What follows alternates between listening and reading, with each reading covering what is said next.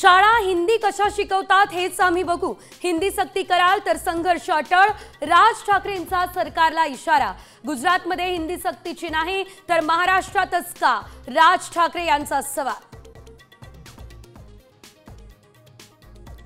मराठी प्रेमींना सरकारचा गुलीगत धोका। तिसरी भाषा अनिवार्य। मागच्या दारानं हिंदी सक्ती कायम।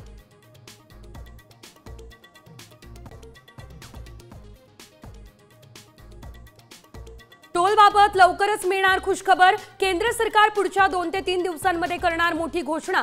केंद्रीय वाहतूक मंत्री नितीन गडकरी यांनी दिले संकेत।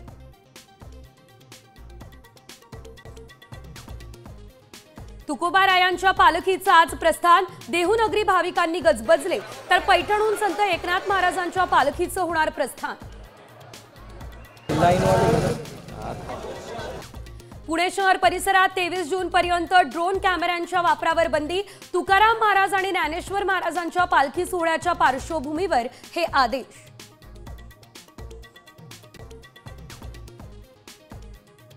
मोदी आणि ट्रम्प यांच्यामध्ये 35 मिनिट फोनवरून चर्चा। पाकिस्तानच्या विनंतीवरून युद्धबंदी, मात्र ऑपरेशन सिंदूर सुरू राहणार, मोदींनी स्पष्टच सांगितलं।